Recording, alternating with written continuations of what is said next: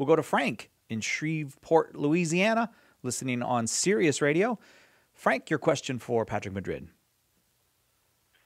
Hey, guys, I was going to tell you that my wife and I had all sorts of glorious plans for our retirement, but God had a better plan for her and welcomed her home about 11 months ago.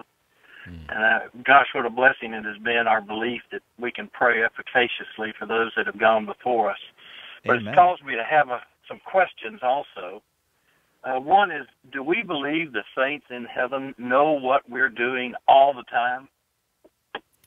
First, let me say, Frank, my condolences to you for the loss of your wife, but I must say how much I admire you for your truly joyful Christian spirit, even in the midst of the suffering of losing your wife. I really admire that.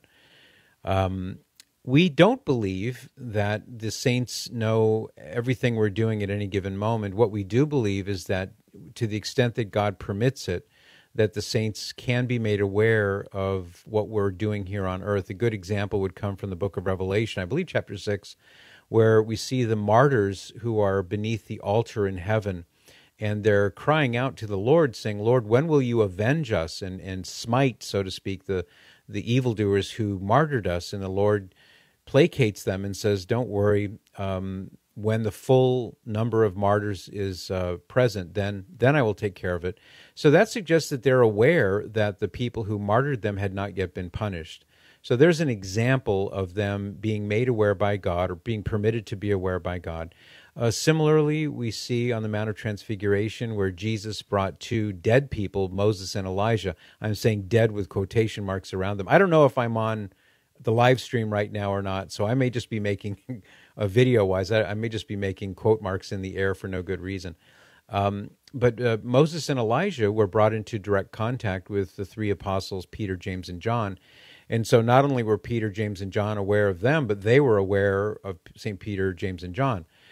So we do see biblical glimpses of the Lord permitting this, but the Catholic Church doesn't have any strict teaching to say, to what extent or how often or nothing like that. It's just simply a matter that we recognize that God does from time to time permit those in heaven to know what's happening on earth for his good purposes, and we leave it at that.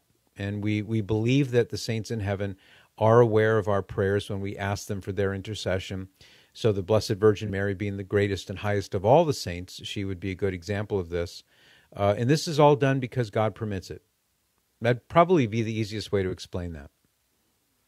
That is really helpful. I love the explanation. I thought about it, and even if I had the power, which I clearly don't, to bring her back, I wouldn't, because I would not rob her of 1 second of heaven.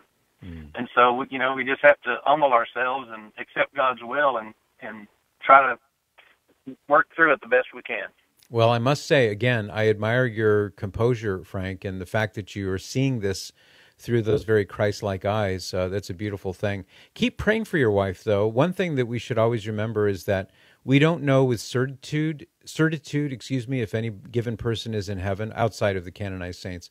So it's always the right thing to do to continue praying for your wife. If she's already in heaven and she doesn't need the prayers, don't worry, your prayers will not go wasted. God will apply them as needed.